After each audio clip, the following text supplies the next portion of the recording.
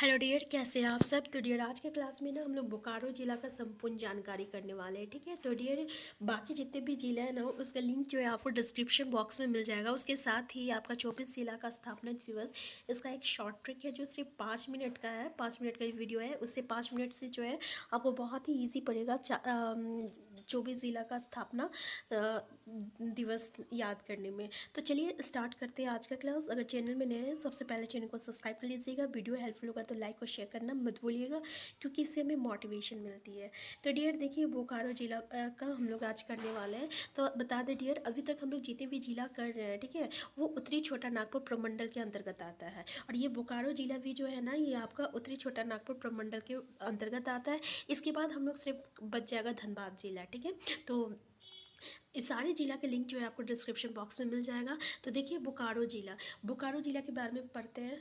तो डियर इसकी जो स्थापना है था ना आपका 1991 में हुआ था, 1991 में। और इस दिन जो है ना पूरा 3 जिला का इस मतलब कि ईयर में 3 जिला का आपका स्थापना हुआ था। पहला था आपका बोकारो था, फिर आपका चतरा था, फिर आपका गढ़वा था। आप इसको एक शॉर्टकट BCG, ठीक है, आप इस नाम से भी जान सकते हैं कि BCG का टीका जो है 1991 में हुआ था। इसका मतलब बोकारो चतरा गढ़वा, इसका जो है आपका स्थापना 1991 में हुआ था। चाहे आप ये भी याद कर सकते हैं कि बोकारो 13 घर है, ठीक है, गढ़वा से घर, और 13 मतलब चतरा, और बोकारो, ठीक है। तो ये 1991 में इसका स्थापना हुआ था बोकारो जिला का। और ये देखिए, ये जो घेरा है ना, ये इसके एरिया है। तो इसके एरिया कितना है, तो 2883 किलोमीटर स्क्वायर जो है ये बोकारो जिला का एरिया है। तो याद रखिएगा इसका एरिया कितना है, क्षेत्रफल, तो 2883 किलोमीटर स्क्वायर। तो साथ ही अभी हम आपको बता चुके हैं कि ये जो बोकारो जिला है ना, ये किस प्रमंडल के अंतर्गत आता है। तो ये उत्तरी छोटा नागपुर प्रमंडल के अंतर्गत आता है। देखिए, ये आपका ये जो कोडवर्ड दिख रहा है BCD, फिर EF नहीं है, फिर GH है, फिर IJ नहीं है, फिर K है, फिर R है, ठीक है ना। ये पूरे 7 जिला है। और इसमें से कौन कौन सा 7 जिला है आप देख सकते हैं। B से बोकारो, C से चतरा, D से धनबाद, G से आपका गिरिडीह, H से हजारीबाग, K से कोडरमा और R से रामगढ़। ठीक है, मैं फिर से एक बार इसको रिपीट कर दे रही हूँ। B से बोकारो, C से चतरा, D से धनबाद, G से गिरिडीह, H से हजारीबाग, K से कोडरमा और R से रामगढ़। ये 7 जिला है जो कि आपको उत्तरी छोटा नागपुर प्रमंडल के अंतर्गत आता है, जिसमें आज हम लोग कर रहे हैं बोकारो ज़िला के बारे में। और नेक्स्ट क्लास में हम लोग करने वाले हैं आपका धनबाद जिला के बारे में। फिर हम लोग का उत्तरी छोटा नागपुर प्रमंडल के अंतर्गत जितना भी जिला आ गया उसका कंप्लीट हो जाएगा। ठीक है, तो डियर ये प्रमंडल उत्तरी छोटा नागपुर के अंतर्गत आता है। अब इसमें अनुमंडल कितना है, ये सब कॉमन क्वेश्चन रहता है डियर। कभी क्वेश्चन जो है कुछ भी पूछा जा सकता है, और यहाँ से डायरेक्ट जब क्वेश्चन पूछा जाता है और अब आप तब एग्ज़ाम में छोड़ के आते हैं, तब क्या होता है ना, एक तब बहुत ही अफसोस होता है। इसलिए क्या करना है, आपको कन्फ्यूज़न से दूर करना है। आप चाहे कितने भी पढ़ लीजिए, लेकिन एट ए टाइम कभी ना कभी कन्फ्यूज़न हो जाता है। तो इसके लिए एक रिलेशन इस्टेब्लिश करके चलना बहुत ही ज़रूरी होता है। तो देख लीजिए, बोकारो जो है ना, ये इसमें कितना अनुमंडल है, 2 अनुमंडल है।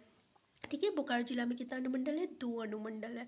इसके साथ ही डियर आप जैसे देख सकते हैं BCD GH KR, ठीक है, BCD GH KR। यहाँ पे बोकारो चतरा धनबाद गिरिडीह हजारीबाग कोडरमा रामगढ़। यहाँ पे बोकारो में 2 अनुमंडल है, चतरा में 2 अनुमंडल है, धनबाद में 1 अनुमंडल है, गिरिडीह में सबसे ज़्यादा अनुमंडल है। कितना अनुमंडल है, तो 4 अनुमंडल है। हजारीबाग में भी 2 अनुमंडल है, ठीक है, और कोडरमा और रामगढ़ में 1 अनुमंडल है। तो देखिए, बोकारो चतरा हजारीबाग BCH, यानी ये BCH में 2 अनुमंडल है। बाकी आपका धनबाद कोडरमा रामगढ़ DKR में कितना है, तो आपका 1 अनुमंडल है। ठीक है, तो याद रहेगा सबसे ज़्यादा किस में है, गिरिडीह में है। तो इस तरीके से जो है आप यहाँ पे कोरिलेट कर सकते हैं कि भाई 7 जिला में 3 जिला में तो 2 है, और 3 जिला में तो 1 है। सबसे ज़्यादा तो गिरिडीह में है, जिसमें बोकारो चतरा और हजारीबाग में 2 अनुमंडल है। बाकी जो रहेगा वो तो अपने आप याद हो जाएगा। ठीक है, ऐसे ही आप देख सकते हैं प्रखंड। तो इसमें कितने प्रखंड है बोकारो में, तो बोकारो में 9 प्रखंड है। अब ये 7 जिला में सबसे ज़्यादा आपका प्रखंड किस में है, तो भाई हजारीबाग में है। तो यहाँ पे एक चीज़ याद रखिएगा कि उत्तरी छोटा नागपुर में जितने भी जिले आते हैं 7 जिला, उसमें से हजारीबाग जिला में सबसे ज़्यादा प्रखंड है, 16 प्रखंड है। इसके साथ ही हम लोग बात करें सबसे कम प्रखंड जो है आपका कोडरमा और रामगढ़ में है कितना है, 6 प्रखंड है। ठीक है, याद रहेगा, कोडरमा और रामगढ़ में 6 प्रखंड है। उसके बाद आपका हजारी के बाद आपका गिरिडीह में आपका 13 प्रखंड है। अब यहाँ पे देख सकते हैं बोकारो में 9 प्रखंड है, चतरा में आपका 12 प्रखंड है, धनबाद में आपका 11 प्रखंड है और हजारीबाग में 13 प्रखंड है। तो याद रहेगा सॉरी सॉरी, ये हजारीबाग में सबसे ज़्यादा प्रखंड है, 16। फिर उसके बाद तो आप सॉरी, हाँ, उसके बाद तो आपका गिरिडीह में तो आपका 13 प्रखंड है, यानी उससे जो है कम आपका गिरिडीह में है। फिर तो आपका चतरा आ गया, फिर धनबाद आ गया, फिर आपका बोकारो आ गया। ठीक है, आप ऐसे भी याद कर सकते हैं। देखिए 11, 12, 13, तो ये याद हो गया कि बीच वाला में 11 है, फिर इधर 12 है, फिर ये 13 है, बोकारो में 9 है, फिर यहाँ सबसे ज़्यादा हजारीबाग, कोडरमा और रामगढ़ में 6 प्रखंड है।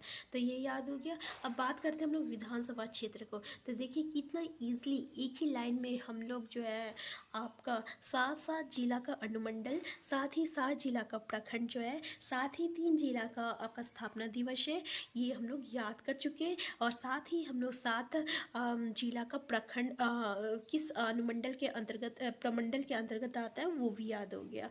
ठीक है, अब बात करते हैं विधानसभा क्षेत्र का। तो विधानसभा क्षेत्र बोकारो में कितना है, 4 विधानसभा क्षेत्र है। अगर हम बात करें यहाँ पे तो सबसे ज़्यादा विधानसभा क्षेत्र जो है ये आपका धनबाद में है और आपका गिरिडीह में है, 6 आपका जो है विधानसभा क्षेत्र है। और साथ ही बात करें बोकारो में और हजारीबाग में 4 विधानसभा क्षेत्र है, और चतरा में 2 विधानसभा क्षेत्र है, और आपका कोडरमा और रामगढ़ में 1 विधानसभा क्षेत्र है। तो ये याद रहेगा। तो आप इसको फिर से देख सकते हैं कि 2 जिला में तो 4 है, 2 जिला में तो 6 है, 2 जिला में तो 1 है, और 1 जिला में चतरा में 2 है सिर्फ। ठीक है, तो याद रहेगा विधानसभा क्षेत्र। तो इस तरीके से हम लोग को विधानसभा क्षेत्र भी याद आ गया। देखिए यहाँ बोकारो में ना सबसे प्रचुर मात्रा में क्या पाया जाता है, तो कोयला पाया जाता है, ये याद रखिएगा। देख लीजिए कि जवाहरलाल नेहरू जैविक उद्यान, ये काफ़ी फेमस है डियर, जवाहरलाल नेहरू जैविक उद्यान। इसलिए मैं यहाँ पे बताया क्योंकि अगर आपका जो है पर्यटन स्थल में अगर क्वेश्चन आता है तो हम आपको बता दें कि आपका जवाहरलाल नेहरू पे जरूर आता है कि जवाहरलाल जैविक उद्यान जो है कहाँ स्थित है। तो याद रखिएगा ये आपका बोकारो में स्थित है। देखिए क्वेश्चन कुछ भी पूछा जाता है, लेकिन एक बात याद रखिएगा, कुछ चीज़ जो होती है ना सिलेक्टेड होता है, जैसे कि जिसको हमेशा जो रिपीट किया जाता है, कभी कभी उसी को जो है क्वेश्चन में बार बार पूछा जाता है। ठीक है, जैसे कि यहाँ पे जवाहरलाल जैविक उद्यान हो गया। ठीक है, तो चलिए देखते हैं इसका घनत्व कितना है। तो डियर घनत्व जो है यानी जनसंख्या घनत्व, ये आपका है 20,62,330। ये ठीक से दिख रहा है ना, 20 लाख है, 62,330 इसका जनसंख्या है। और ये जो लिंगानुपात है ना, लिंगानुपात जो है आपका डियर 922 है लिंगानुपात। और ये घनत्व कितना है, तो 715 जो है ये आपका घनत्व है। आप देख सकते हैं 715 ये इसका घनत्व हो गया। साक्षरता दर जो है 72.01% है, 72.01, काफ़ी ज़्यादा है। ठीक है ना, इसका यहाँ का लिटरेसी रेट जो है अच्छा खासा लिटरेसी रेट है। ठीक है, क्योंकि बाकी जितने भी जिला में 65, 63 इतना आपको देखने को मिलेगा।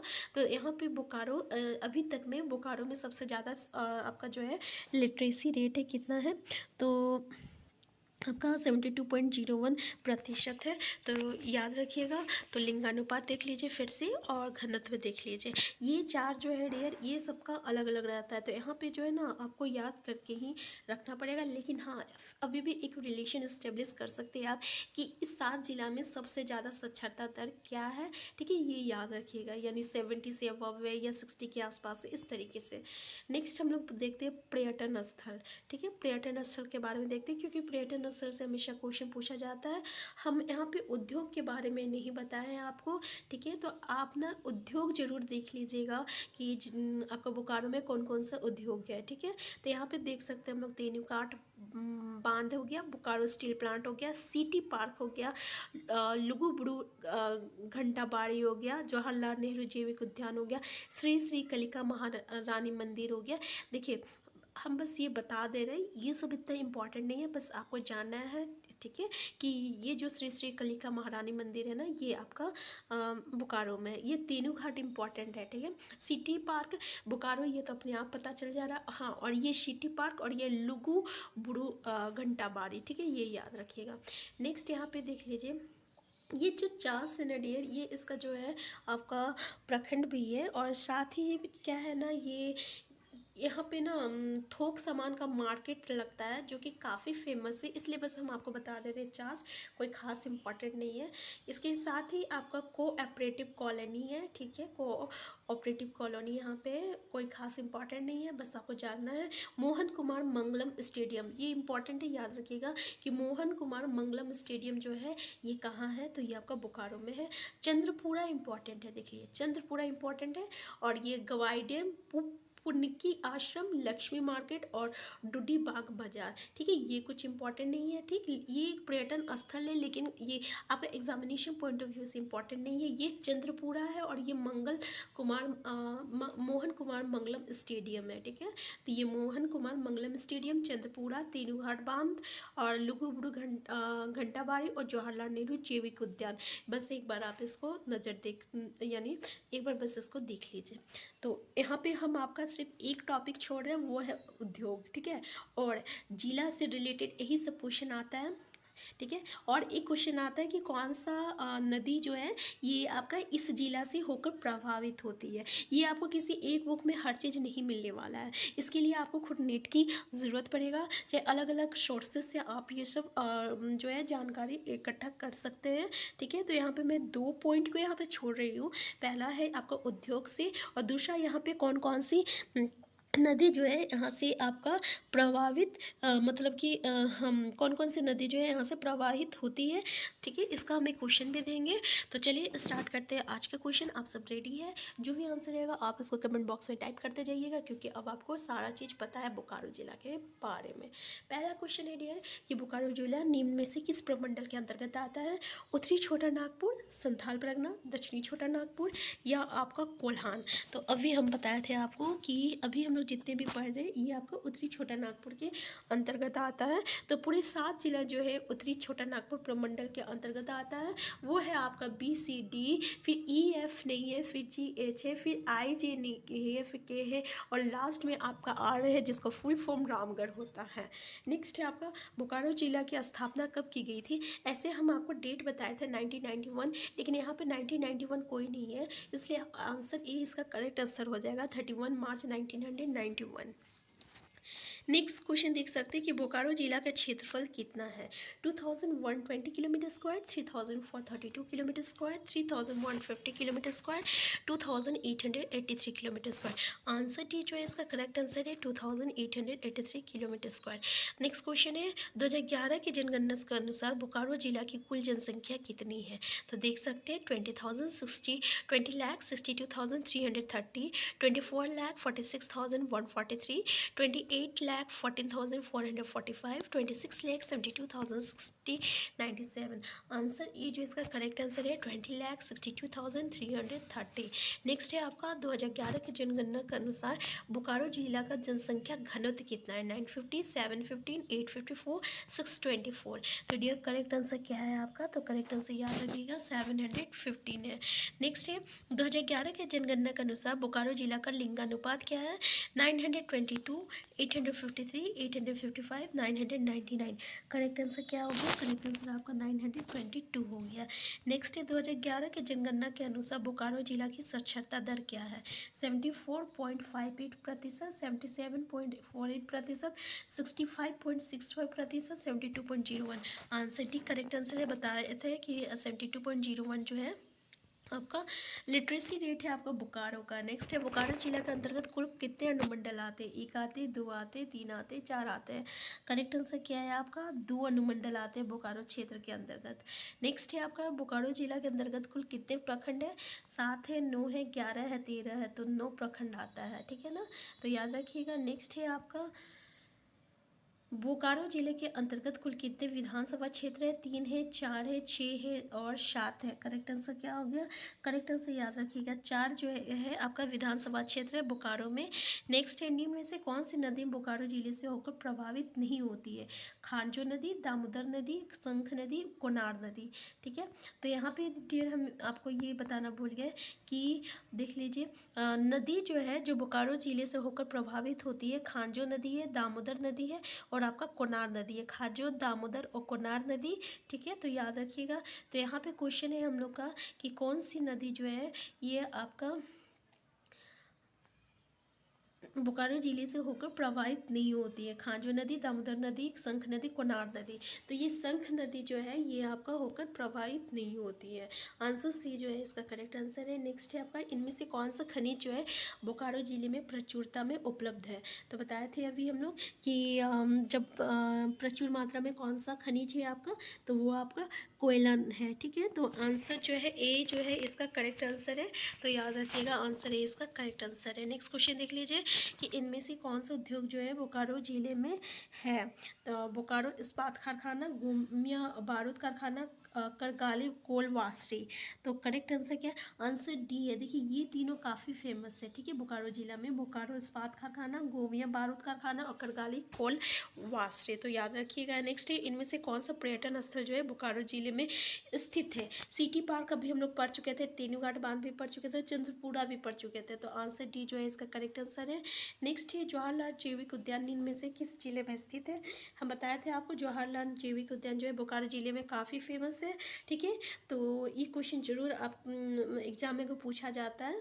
तो आंसर सी जो है इसका करेक्ट आंसर हो गया। नेक्स्ट है, इनमें से कौन किस अनुमंडल का संबंध जो है बोकारो जिले से चार से और ब्रेमो उपयुक्त दोनों इनमें से कोई नहीं। तो हम बताए थे डियर करेक्ट आंसर क्या है। इसका करेक्ट आंसर है आपका आंसर सी, चार्स और ब्रेमो दोनों हैं। तो यहाँ पे जो है हम लोग बोकारो जिला के संपूर्ण जानकारी कर चुके हैं। नेक्स्ट क्लास में हम लोग करने वाले धनबाद जिला। तो हम लोग का उत्तरी छोटा नागपुर प्रमंडल के अंतर्गत जितना जिला है वो सारा जिला का हो गया। उसका लिंक जो है आपको डिस्क्रिप्शन बॉक्स में मिल जाएगा। तो हम फिर मिलते हैं, तब तक के लिए आप स्वस्थ रहिए, खुश रहिए, अपना ख्याल रखिए। चैनल में नए हैं, सबसे पहले चैनल को सब्सक्राइब कर लीजिएगा। वीडियो हेल्पफुल होगा तो प्लीज़ लाइक और शेयर करना मत भूलिएगा। Thank you.